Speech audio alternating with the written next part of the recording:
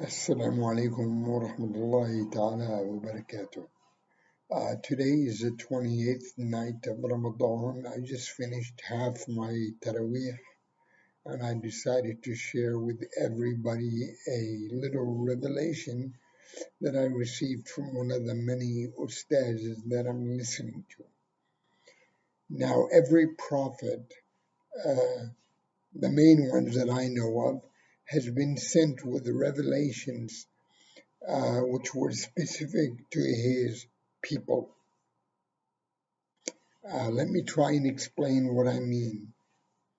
The Egyptians were very, very famous for magic. They were very, very proud of their magic. And that was what really impressed Pharaoh, otherwise known as Pharaoh in the Arabic language. So when Musa alayhi salam, Moses, went before Pharaoh, he was given certain miracles. And when he went before Allah, Allah told him to throw down your staff, and his staff became a snake. And then later on it was said to him, خُذْهَا وَلَا تَخَفْ, take it and do not fear. And it returned to being a staff, otherwise known as a walking stick. Then وَاضْمُمْ يَدَكَ إِلَى جِنَاحِكَ, take out your hand to your side and it would be pure white. My wife asked me about that a long time ago. Why did his hand turn white? I said, I don't know, maybe he was a person dark. But anyway, he went before Pharaoh and he showed him these two signs, the hand turning white and the snake, the stick turning into a snake. And Pharaoh says to his people, his ministers, whoever, his surrounding entourage, this is a very great magician. So let's call our own magicians and we can have a little bit of a challenge, a match. So the magicians came a few days later and they threw down, they did whatever magic they do, I don't know. And they made their sticks to appear like snakes. And there's a verse in the Quran that says, فَأَوْجَسَ مُوسَى خِيفَةً. Musa alayhi salam became scared. And Allah subhanahu wa ta'ala said to him, لا تخف وَالْقِ عَصَاكَ, throw down your stick, تَلْقُفُ مَا يَأْفِكُونَ, it will swallow. So Moses threw down his stick and that turned into a snake, and the snake from the stick of Moses alayhi salam ate the other snakes that the magicians had come up with, because that was only deception, of course. And as soon as the magicians saw that, they bowed down and said, Amanna bi ilahi Musa. We believe in the God of Moses, alayhi salam. And Pharaoh said to them, you want to believe in him and not me? I'm going to cut off your hands and your feet min khilaf, opposites, and usallibukum fi judu' al-nakhli. I am going to crucify you on the date palm trees. And they said, La dayra inna ila Allahi raji'un. And of course, Musa alayhi salam, had many miracles. There was the miracle of the stick turning into a snake. There was the miracle of his hand turning white. There was the plague. There was the locust. There was the blood turning into water. I believe they're all mentioned in the Bible. Many of them are also mentioned in the Quran.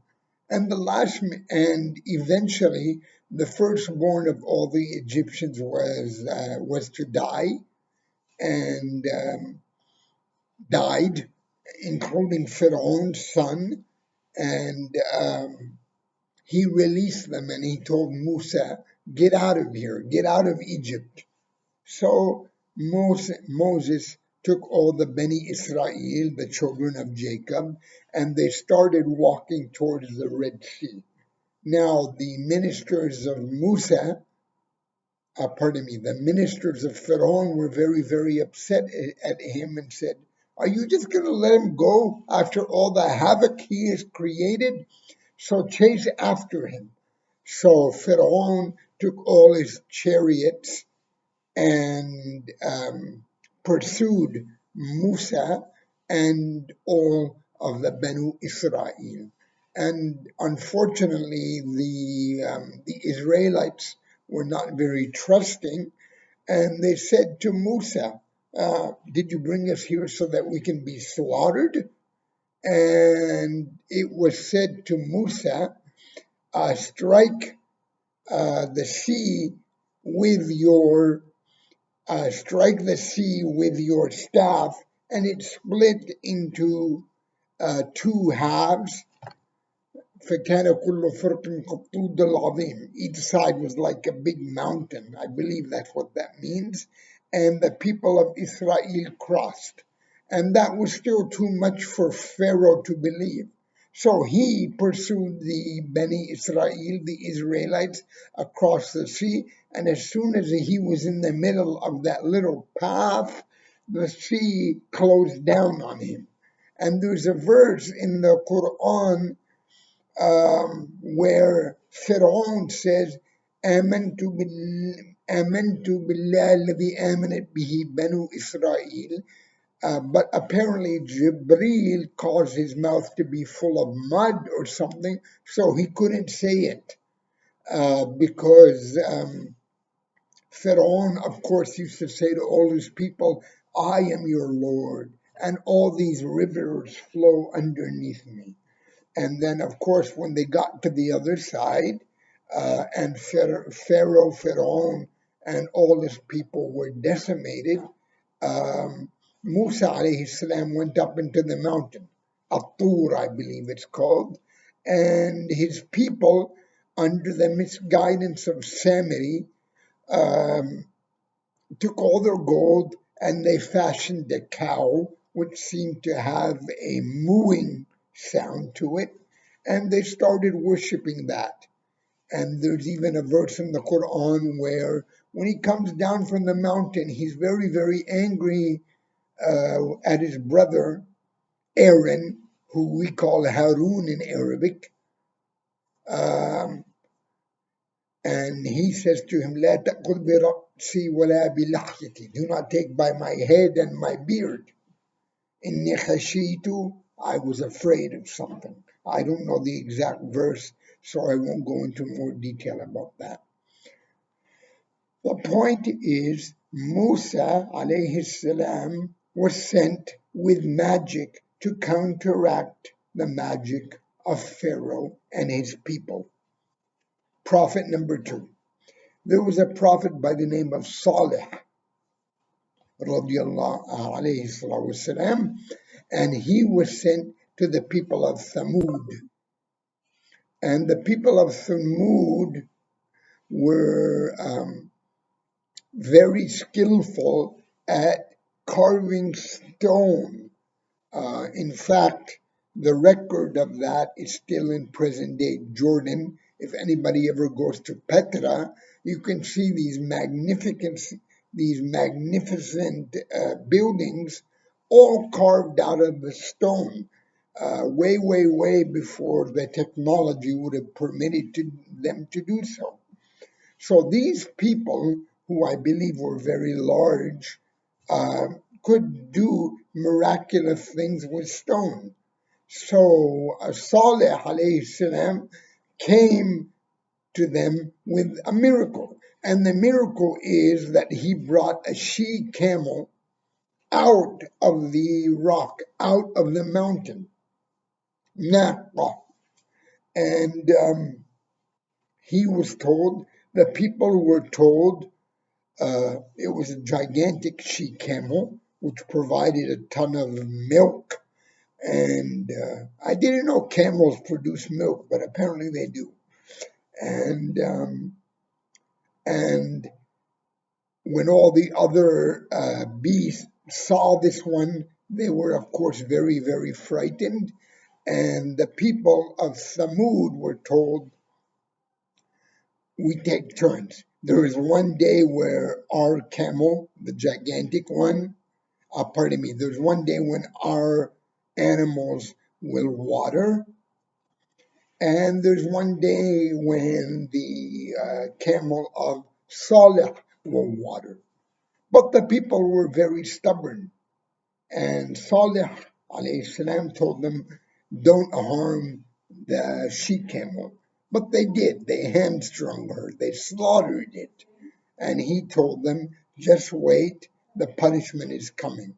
And sure enough, they were punished, and the town was turned upside down on them, and they all died for not following the commands of Salih alayhi salam.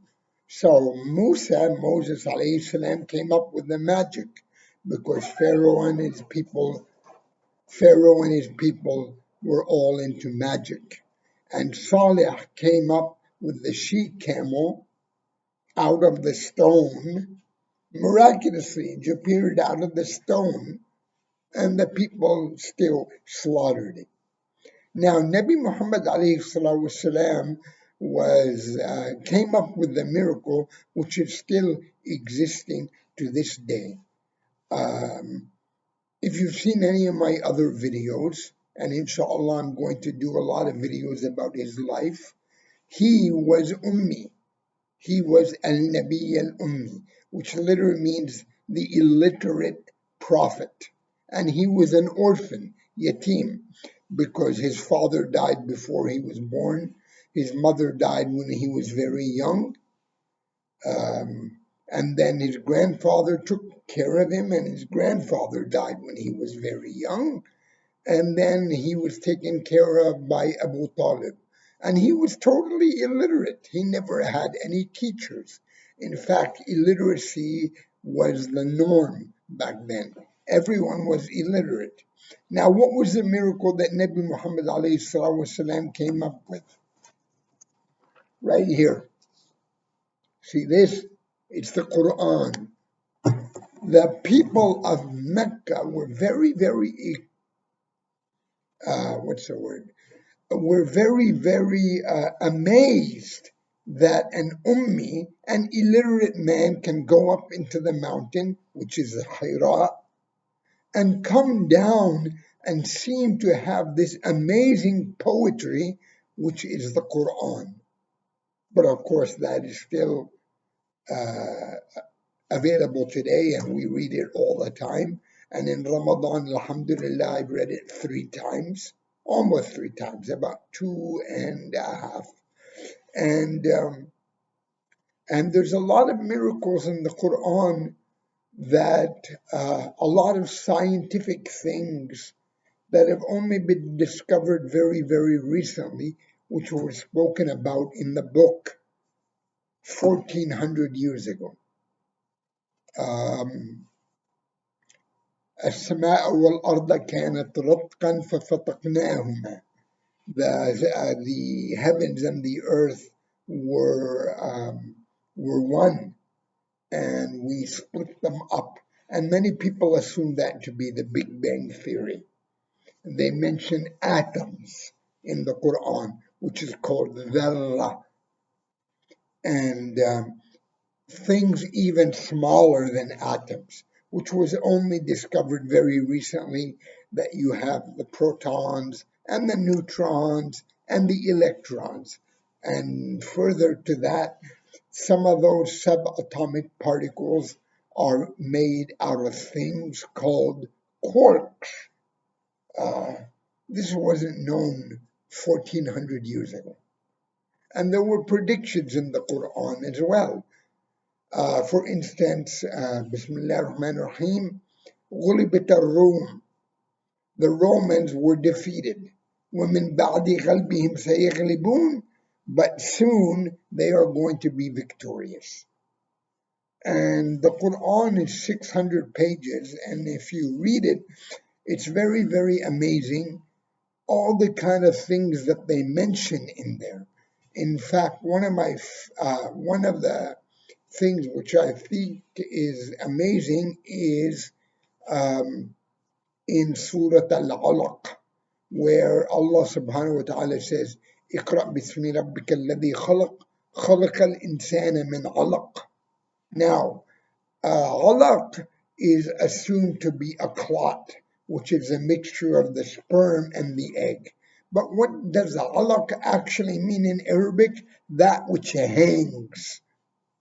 And only recently, through ultrasound and whatever, has it been discovered that when a woman is pregnant, the child actually hangs by the umbilical cord and the placenta. So where did they know that it is alaq 1,400 years ago? And another one in Surah Al-Tariq, where they mention that the sperm comes bain al-sulbi wa-tara'ib, which means between the ribs and the spinal cord. And sure enough, that's exactly where the testicles develop, and they only descend later. It's in the Quran.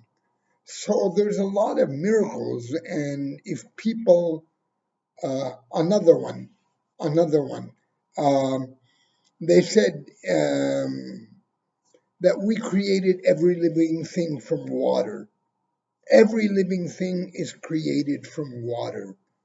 And that is a scientific fact. We're about 70 or 80% water. Now, what is the likelihood that anyone would have said this when they were living in the desert 1,400 years ago? That human beings or any living animal is created from water. We created them out of water, from water. It's in the Quran. And even when they mention that the heavenly bodies like the sun and the earth and the moon are all going around in an orbit, which is also mentioned in the Quran, which was again never known 1,400 years ago, which, as I said, the Quran is a miracle. And the fact that it is so poetic and so beautiful and so eloquent. And who did it come from? An illiterate man. So where did he get the words from? He got them from the angel Gabriel alayhi salam, through Allah subhanahu wa ta'ala. And these are the things that, for me personally speaking, these are the things which strengthen and strengthen and strengthen my belief.